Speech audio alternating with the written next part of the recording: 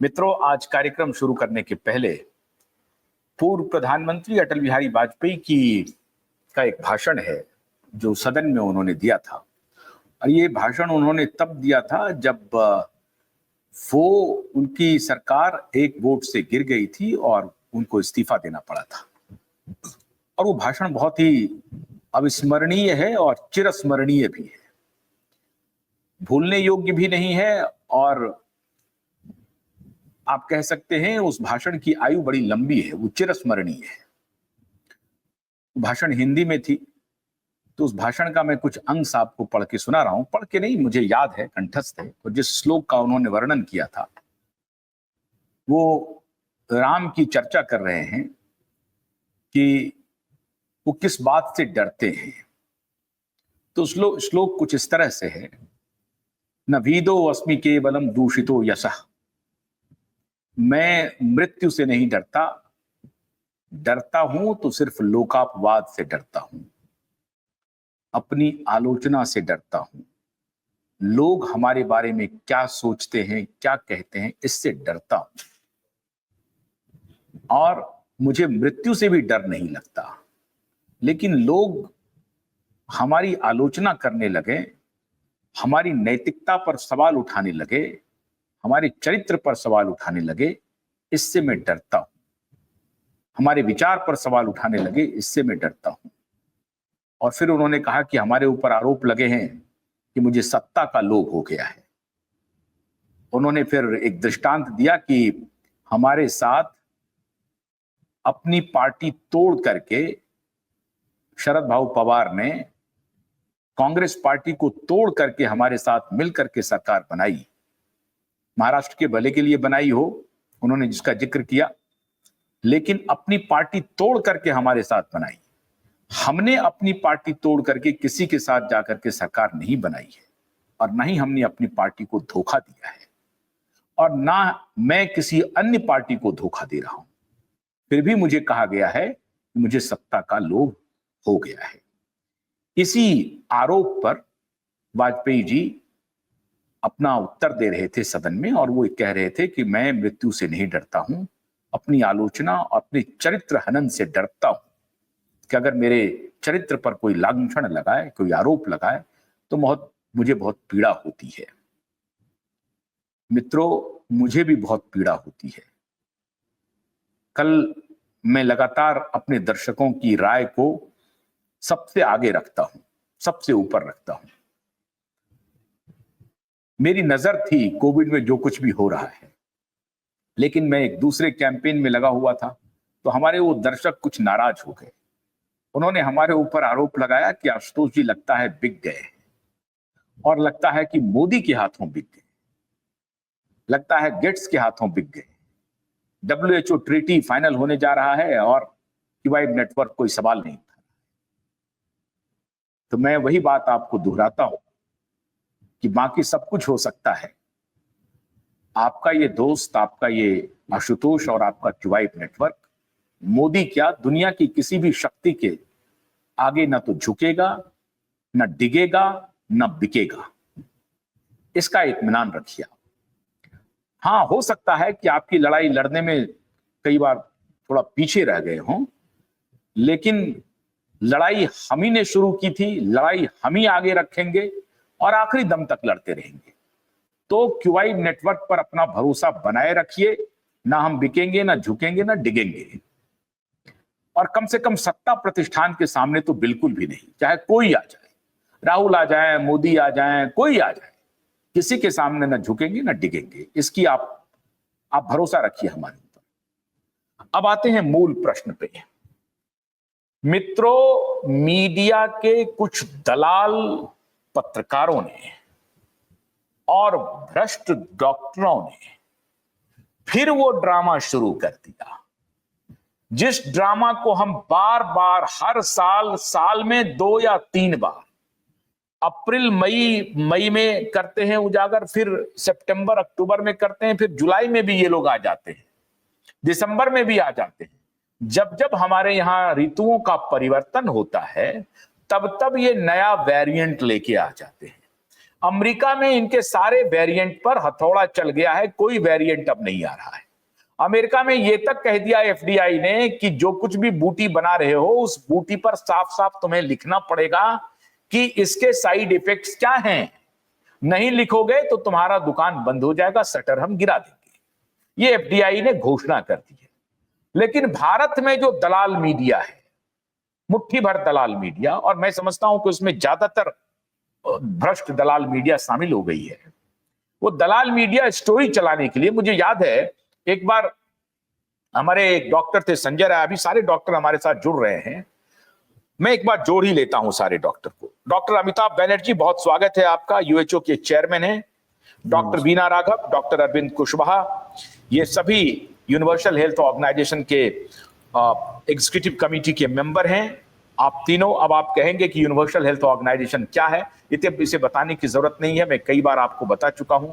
ये एक अकेला ऑर्गेनाइजेशन है पूरी दुनिया में, देश छोड़ दीजिए, पूरी दुनिया में, जो लगातार कोविड को लेकर के सवाल खड़ा करता रहा, बेईमानों और भ्रष्ट डॉक्टरों को और मीडिया को एक्सपोज करता रहा, और सारे साइंटिफिक डॉक्यूमेंट्स, सारे साइंटिफिक डिटेल्स आपके सामने, दुनिया के सामने लाता रहा।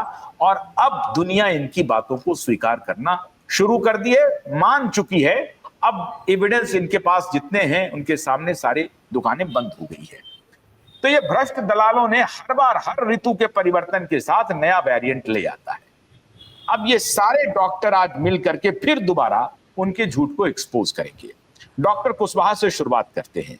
डॉक्टर कुशवाहा, ये जो नया ड्रामा शुरू हो गया, ओमिक्रॉन टाइप का ये वेरिएंट है, ये ओमिक्रॉन एक बार लाया था पहले भी, तो ये अब अच्छा, अब कल मैंने देखा कि डॉक्टर बीएल कपूर हॉस्पिटल जो है, अब मैक्स ने तो सबको खरीद ही लिया है दिल्ली में, तो उनका एक बाइट चल रहा था कि नहीं नहीं, कोविड तो कहीं गया नहीं था, कोविड तो यही था। अरे कोविड तो बहुत पहले से था, ये जरा था या नहीं था? ये अब डॉक्टर, हमारे ये जो तीनों डॉक्टर हैं, इनकी बात को गंभीरता से सुनिए, समझिए। अब मैंने सिर्फ भूमिका बांध दी है, अब ये सारी बात करेंगे, मैं कुछ सवाल करूंगा तो आपको जवाब मिल जाएगा। डॉक्टर कुशवाहा।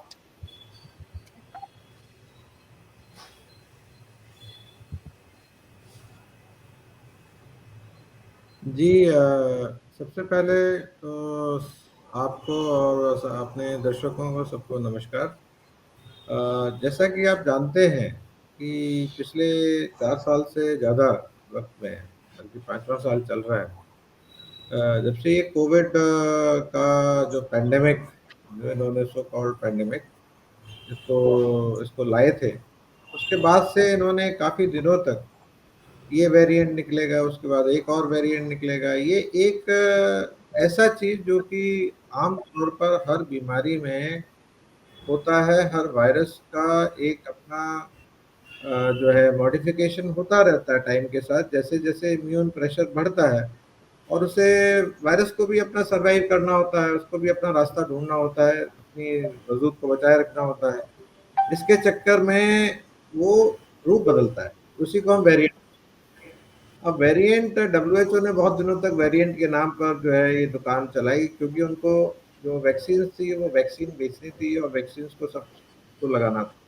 तो वेरिएंट को घोषित करना कि नया वेरिएंट आया। नया वेरिएंट आमतौर पर ये मान के चलना चाहिए, अनलेस प्रूवन अदरवाइज, जो रूल है, गोल्डन रूल ये है कि जो पिछला वेरिएंट रहेगा उससे जब अगला वेरिएंट आएगा उससे कम घातक होगा, पहली बार। ये गोल्डन रूल है, क्योंकि उसे सरवाइव करना है। तो आम तौर पर वेरिएंट जब भी नया आता है वो पिछले वेरिएंट के मुकाबले कम घातक होता है, और इसका इन्होंने बहुत दिनों तक, वेरिएंट्स के ऊपर बहुत दिनों तक डब्ल्यूएचओ ने आगे आगे स्टोरीज चलाते रहे, ओमाइक्रॉन के, उसके बाद फिर ओमाइक्रॉन के जो वेरिएंट्स थे वो चलाते रहे।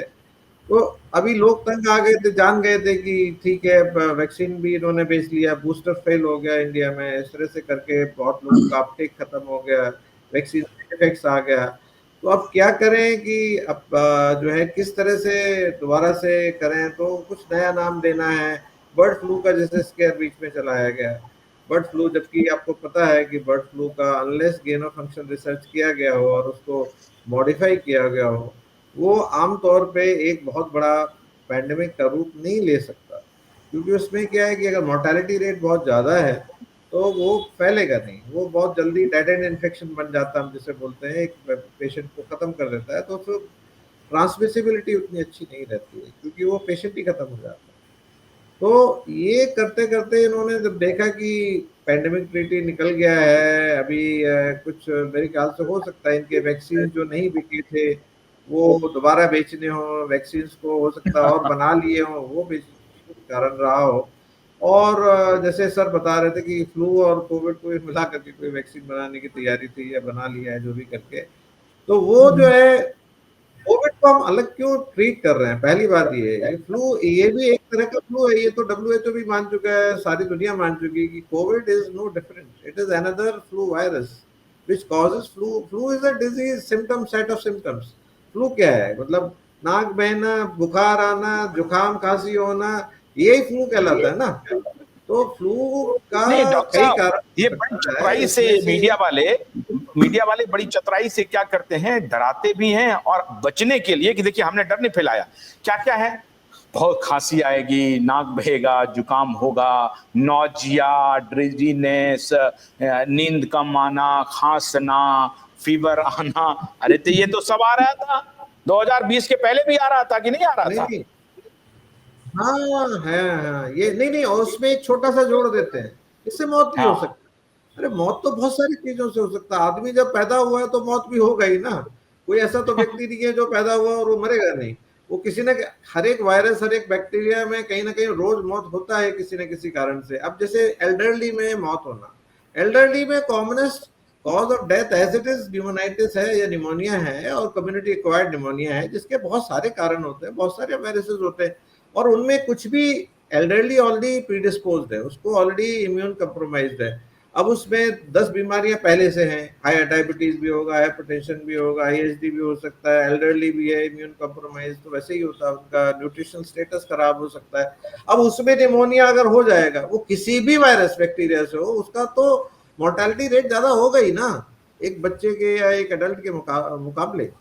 तो आप देखेंगे, अगर मैं ये कहूं कि 300, तकरीबन 300 लोग अगर पर ब्लैक जो केसेस होते हैं एल्डरली में, वो निमोनिया से ही मौत होता है एल्डरली में ज्यादातर जो होते हैं। तो इतना हाई रेट अगर निमोनिया के डेथ के कारण डोनेशन। होता है, तो उसमें चाहे कारण कुछ भी बने, कोई भी वायरस बने, इट इज इमटेरियल। तो उसमें आप उसका कोई डर फैला करके, और जो है ना, अभी भी जो मौत का दिखाया गया है, आंकड़ा दिखाया गया था मौत का, वो भी एल्डरली पॉपुलेशन में दिखाया गया था।